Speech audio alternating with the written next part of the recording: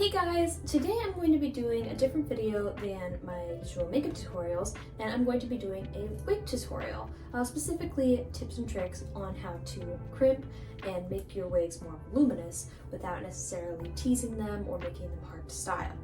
And always, if you like the content you're seeing, then make sure to hit like and subscribe to keep updated on when I post more videos. The wig I'm working on today is 𝙎𝙤𝙘𝙞𝙖 from Genshin Impact. I'm borrowing the cosplay from a friend of mine, so I'll be posting a makeup tutorial for her soon. Now that we have the hair pulled out of the way, we can start the crimping process. But before you pick up any iron, always make sure that you're using a heat protectant glove on the hand that's going to be holding the crimping iron down, because these can get very, very hot, and please do not hurt your hands. I have my crimper out and it's on to the highest setting. I like using the highest setting because I feel like it gives me the best results, but with whatever wig you're using, you might want to go lower because cheaper wigs can fry and nicer quality wigs might take a lot more heat to actually start getting crimped. So I use a medium kind of plate on my crimping iron. Most crimping irons come with different detachable plates and stuff. You can slide off, take it on. So I use a medium-sized one. The smaller the iron, like the smaller the crimps in the iron, the closer and more compact they are, the bigger, tighter crimp you're going to get. But I use this because I like to minimize the crimped look. And you'll see what I mean by that in a few seconds. On to actually crimping, you're going to take a small chunk of the hair from the wefts that you have separated, and you're going to pull them out and take your crimping iron and hold it vertical. Sliding underneath, I like to vertically crimp halfway down a long section, and if this is a short wig you're crimping, then you can go the whole way, but since 𝙎𝙤𝙘𝙞𝙖 is so long and I want to make sure I'm really minimizing my crimp marks, I just go halfway for the time being. And see how I'm holding the crimping iron vertically and I'm just squeezing all the way down, not really holding or making any kind of deep impression. This is going to give the hair the volume that crimping does without leaving all of the little lines that you see on a lot of wigs that are crimped. And what I like to do after I squeeze down the section, I just gently run the iron over, kind of straightening it out, if you will.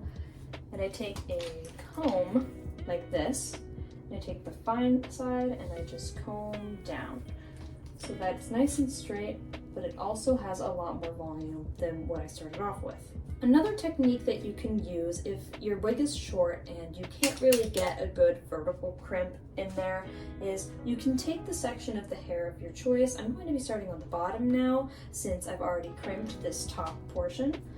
And you're going to take your iron and you're going to hold it diagonally so that you can kind of form a slanted line.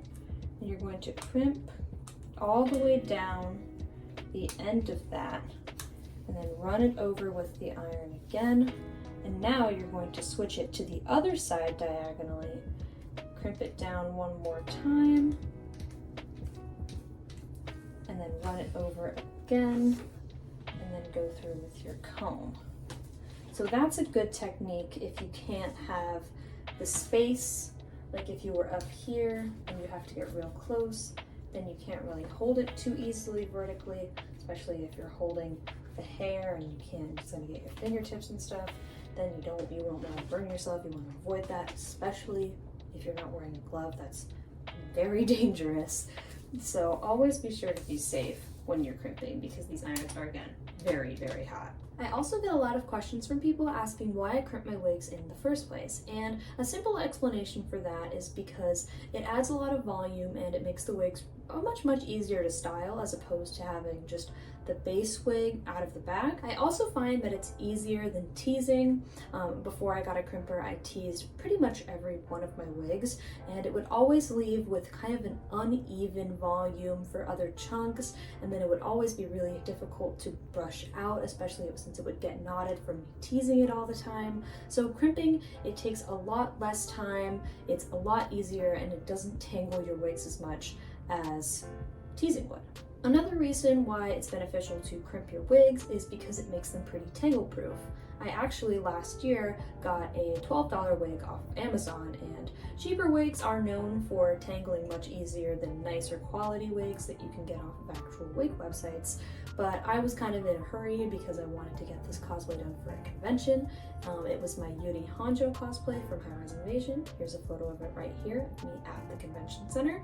And I walked around for a good few hours that day, and since her hair is long, you know, you'd expect it to get pretty tangled and pretty messy, but overall, even through dancing videos I made and walking around and hanging out with friends, at the end of the day, the wig wasn't really that tangled, and it's a lot less tangled than it would have been if I hadn't crimped it. So crimping definitely helps, especially with longer wigs, not getting tangled. That's all I have for you guys today for this wig styling tips and tricks video. If you have anything that you would like to see or questions you would like to have answered, please comment them down in the comment section below, and I'll try my best to get back to everyone that I can.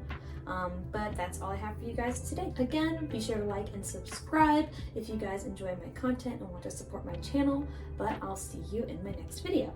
Toodles!